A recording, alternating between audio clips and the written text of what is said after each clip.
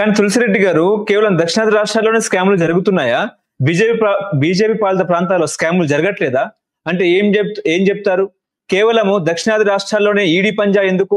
మన తెలంగాణలో కవితను అరెస్ట్ చేశారు, ఇప్పుడేమో ఏపీలోనేమో జగన్మోహన్ అరెస్ట్ చేశారని ఊహాగానాలు వినిపిస్తున్నాయి. ఇప్పుడు నేను దక్షిణాది అనుకోను కానీ ఢిల్లీ ఉత్తరాది కదా, ఢిల్లీలో కూడా జరిగింది కదా. ఆమ్ ఆద్మీ పార్టీ ముఖ్యమంత్రిని మంత్రులను పెట్టడం జరిగింది కాబట్టి ఇక్కడ ఉత్తరాది దక్షిణాది నేను అనుకోవడం లేదు. కానీ ప్రతిపక్ష పాలిత రాష్ట్రాల్లో ఉందని ఆ కోణంలో మనం ఆలోచించవచ్చు. అది న్యాచురల్ గా వచ్చేసి సిబిఐ కానీ ఈడీ కానీ ఇవన్నీ కేంద్ర ప్రభుత్వ చేతిలో ఉంటాయి కాబట్టి ఖచ్చితంగా ఆ అధికార పార్టీలు ఉన్న చోట కూడా జరుగుతూ ఉంటాయి. ప్రతిపక్ష పార్టీలు ఉన్న చోట వాళ్ళు జోక్యం చేసుకుంటారు కాబట్టి ఆ యాంగిల్లో మనం చెప్పొచ్చు. కానీ ఉత్తరాది దక్షిణాది కాదు, కానీ ప్రతిపక్ష పార్టీ అధికారంలో ఉండే చోట మాత్రము ఈ విధంగా డిస్క్రిమినేషన్ చేస్తుందని చెప్పొచ్చు. కానీ అంటే బీజేపీ పాలిత ప్రాంతాల్లో సుల్సిరెడ్డి గారు, బీజేపీ పాలిత ప్రాంతాల్లో ఎందుకు జరగట్లే? అంత శుద్ధ పూసలా? అంటే ఏం చెప్తారు? స్కామ్ లో చేస్తలేరా? 100% జరిగింటుంది, 100% జరుగుతూ ఉంటుంది కూడా. మరి ఎందుకు ఈడు అటువైపు వెళ్ళదు? అంతే వచ్చేసి అన్ని చూస్తున్నాం కదా, రాజ్యాంగ వ్యవస్థలు ఇవన్నీ ఒక డిపార్ట్మెంట్ చేతిలో ఉన్నాయి. ఈడీ వచ్చేసి ఆర్థిక మంత్రి చేతిలో ఉంటుంది, సిబిఐ వచ్చేసి ప్రధానమంత్రి చేతిలో ఉంటుంది, ఎన్ఐఏ వచ్చేసి హోంమినిస్టర్ చేతిలో ఉంటుంది, ఐటీ శాఖ వచ్చేసి ఫైనాన్స్ మినిస్టర్ చేతిలో ఉంటుంది. ఇవన్నీ ఊరిక పైకి రాజ్యాంగ వ్యవస్థలు స్వతంత్ర ప్రతిపత్తి కలిగిన వాళ్ళ ఫైల్స్ అని కన్సర్న్ మినిస్ట్రీకి ఇవ్వాల్సిందే. కాబట్టి నథింగ్ బట్ వాళ్ళ కింద డిపార్ట్మెంట్స్ ఇవి. కాబట్టి మనము ఊరికి అనుకుంటాం మా రాజ్యాంగ స్వయం ప్రతిపత్తి రాజ్యాంగ వ్యవస్థ అని చెప్పేసి. స్వయం ప్రతిపత్తి కాదు, ఏం కాదు, ఆ మినిస్ట్రీ కింద ఉండేటివి కాబట్టి న్యాచురల్ గా అంతో ఇంతో అనుకూలంగా ప్రవర్తిస్తాయి. దాంట్లో అక్కడ ఉండే వాళ్ళ పరిస్థితి బట్టి ఇప్పుడు ఇదే మోడీకి వాజ్పేయికి డిఫరెన్స్ ఉంటుంది. వాజ్పేయి అయినప్పుడు ప్రధానమంత్రి చేతిలో ఉంటుంది, అప్పుడు ఆర్థిక మంత్రి చేతిలో ఉంటుంది, కాంగ్రెస్ హయాంలో ఉంటుంది. కానీ ఇప్పుడు మరింత ఎక్కువగా మోడీ అమిత్ షా ద్వయం వచ్చి గవర్నమెంట్ వచ్చిన తర్వాత పూర్తిగా వచ్చేసి రాజకీయ వ్యవస్థలు నిర్వీర్యం అయిపోయినాయి. వీళ్ళ చేతిలో కీలు బొమ్మలుగా మరి గతానికంటే ఎక్కువగా, గతంలో లేదని కాదు, గతంలో కాంగ్రెస్ హయాంలో కూడా అంతో ఎంతో ఉండింటుంది. కానీ ఇప్పుడు ఓపెన్ అయిపోయింది వచ్చేసి ఈ రాజ్యాంగ వ్యవస్థలు నిర్వీర్యం అయిపోయినాయి. వాళ్ళు ఆడింది ఆట పాడింది పాటగా చేస్తా ఉన్నారు. కానీ ఇప్పుడు బీజేపీకి జగన్మోహన్ రెడ్డి ఒక ఆప్షన్ గా అనుకోవచ్చు కదండి. ఎందుకంటే ఇప్పుడు ఉపరాష్ట్రపతి ఎన్నికల్లో సపోర్ట్ చేశారు, అదేవిధంగా బీజేపీ తీసుకొచ్చిన ఏ బిల్లు అయినా సరే అంతర్గతంగా వాళ్ళు సపోర్ట్ చేస్తూనే ఉన్నారు.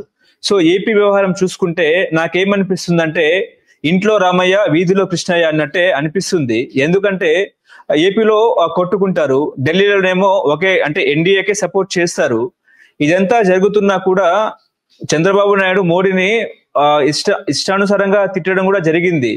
కానీ మోడీ ఇప్పటికీ చంద్రబాబును నమ్మే పరిస్థితే లేదు.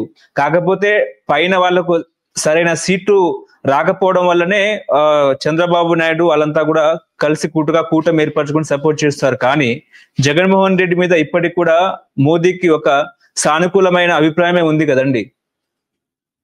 మోడీ ఎవరిని నమ్మడు, ఎవరికి సానుకూలం కాదు, ఎవరికి ప్రతికూలం కాదు.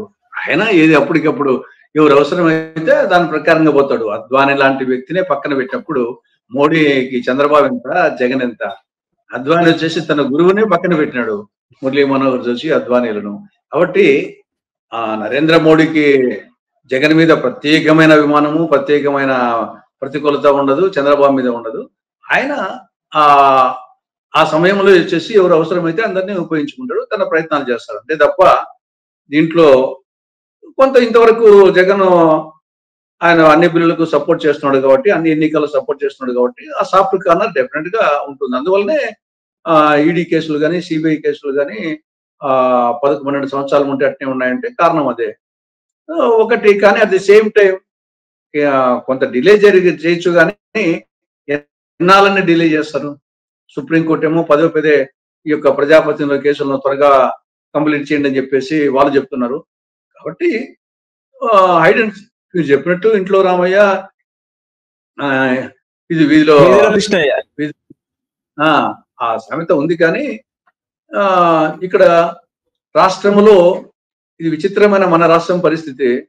అందుకే మేము మొదటి నుండి చెప్తున్నాము, ఆంధ్రప్రదేశ్ వరకు బీజేపీ అంటే బి అంటే బాబు, జే అంటే జగన్, పి అంటే పవన్ అని చెప్పేసి మేము చెప్తా ఉండేది. అది అనేక సందర్భాల్లో అది నిరూపణ అవుతుంది. కాబట్టి ఈడేమో వీళ్ళు బదశత్రులు తిన్న ఇక్కడ టీడీపీ వైకాపా ఉంటారు. మళ్ళా ఇక్కడ ఎన్డీఏకు నాయకత్వం వహించేదేమో రాష్ట్రంలో మళ్ళా టీడీపీనే. కేంద్రంలో బీజేపీ ఉన్నప్పటికీ రాష్ట్రంలో ఎన్డీఏకు ఆ నాయకత్వం వహిస్తుంది టీడీపీనే. ఆ టీడీపీ బలపరిచిన అభ్యర్థే కదా మన ఉపరాష్ట్రపతి. మరి జగన్ సపోర్ట్ చేస్తాడు. కాబట్టి ఇది ఎవరెవరి స్వార్థ ప్రయోజనాల కోసం అంతే తప్పని చేసి రాష్ట్ర ప్రయోజనాల కోసం కాదు. ఆయన గాని ఈయన గాని, మోడీ గాని, చంద్రబాబు గాని, జగన్మోహన్ రెడ్డి గాని దేశ ప్రయోజనాలు, రాష్ట్ర ప్రయోజనాలు కాదు, వాళ్ళ వ్యక్తిగత ప్రయోజనాలు, స్వార్థ ప్రయోజనాల కోసం ఎప్పుడు ఏది అవసరమైతే చేస్తారు. కానీ తెలుగు తమ్ములు ఒత్తిడి తీస్తున్నట్టుగా జగన్ ని ఎట్లయినా సరే అరెస్ట్ చేయాలా, జైల్లో వేయాలా అన్నట్టు కూడా తెలుగు తమ్ముళ్ళ ఒత్తిడితోనే ఇదంతా జరుగుతుంది అనుకోవచ్చా? నేను ఇది ఒత్తిడి కాదు, ఎప్పుడో చేసిండారు వచ్చేసి. ఇది చట్టం తన పని తాను చేసిండారు. ఇది తెలుగు తమ్ముళ్ళు కాదు, ఇంకోరు కాదు, మామూలుగానే జరగాలి కదా. వచ్చేసి ఆయన ఒకరికి ఎక్సెప్షన్ చట్టం ముందు చట్టమా చట్టం ప్రకారంగా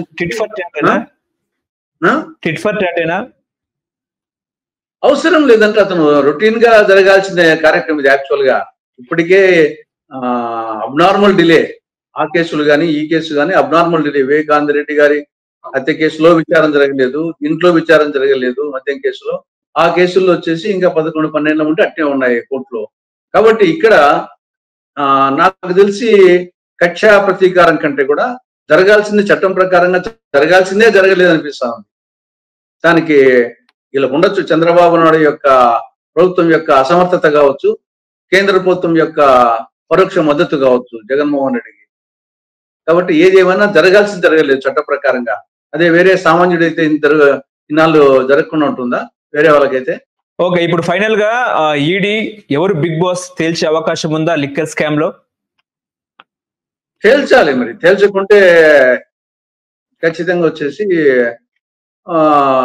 కేంద్ర ప్రభుత్వం యొక్క మద్దతు జగన్మోహన్ రెడ్డి ఉన్నట్టుగా స్పష్టంగా అర్థమవుతుంది. తేల్చి తీరాలా. ఆఖరికి ఇక్కడేమి మీరు కంపెనీలు వచ్చేసి డిస్టిలరీస్ సరఫరా చేసే కంపెనీల ద్వారా రాజకేశ్ రెడ్డి ఆధ్వర్యంలో వాళ్ళు డబ్బులు కలెక్ట్ చేస్తున్నారు. వాళ్ళు వచ్చేసి ఈ యొక్క మిథున్ రెడ్డి, చెవిరెడ్డి భాస్కర్ రెడ్డి, కృష్ణమోహన్ రెడ్డి, ధనంజయ రెడ్డి, గోవిందప్ప వీళ్ళ ద్వారా ఫైనల్ గా వచ్చేసి జగన్మోహన్ రెడ్డికి అందుతా ఉంది.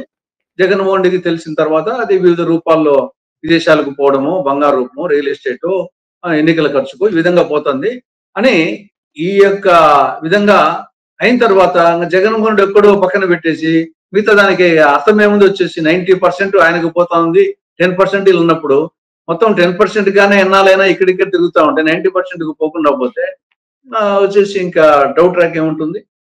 కాబట్టి జగన్మోహన్ రెడ్డి కూడా ఖచ్చితంగా ఈడీ విచారించాల్సిందే, చిట్టి విచారించాల్సిందే. ఇక్కడ చిట్టే విచారించలేదు ఇంతవరకు. ఈడీ దేవుడు ఎరుగు. ముందే చిట్టే విచారించలేదు. ఎందుకు విచారించలేదు? చిట్టి వచ్చేసి రాష్ట్ర ప్రభుత్వం చేతిలో కదా ఉండేది, ఎందుకు విచారించలేదు? కానీ చంద్రబాబు నాయుడు ఆన్సర్ చెప్పాలా. రోజు చంద్రబాబు నాయుడు నుంచి డే ఇన్ అండ్ డౌట్ విమర్శిస్తానే ఉంటావు జగన్మోహన్ రెడ్డి గురించి, ఈయన విమర్శించుంటాడు. మరి నీ చేతిలో చిట్టి ఉంది, ఇంత స్పష్టంగా ఛార్జ్ షీట్ పెట్టిన తర్వాత మరి విచారించాలి కదా, అరెస్ట్ చేద్దరు విచారించాలి కదా. ఎందుకు విచారించలేదు చంద్రబాబు నాయుడు? మోడీ ఏమన్నా హెచ్చరించినాడా విచారించద్దని చెప్పేసి? మోడీకి భయపడినావా? లేకపోతే మీ ఇద్దరు జగన్మోహన్ రెడ్డి, చంద్రబాబు నాయుడు నేను కొట్టినట్టు నటిస్తాను, ఏడ్చినట్టు నటించని చెప్పేసి ఇద్దరు ఏమన్నా కుమ్మక్కైనారా? జగన్మోహన్ చంద్రబాబు నాయుడు ఆ రెండింటిలో ఏదో ఒకటి ఉండాలా. ఇద్దరు కుమ్మక్కనే ఉండాలా, లేకుంటే మోడీ భయానికి చంద్రబాబు నాయుడు ఎన్నికం చేస్తున్నట్టు ఉండాలా. హలో, తెలుగు రాజ్యం ఛానల్ చూస్తున్నారా? సామాజిక రాజకీయ జీవన చిత్రణే తెలుగు రాజ్యం. అతిశయోక్తులు, అసత్యాలు ఉండవు.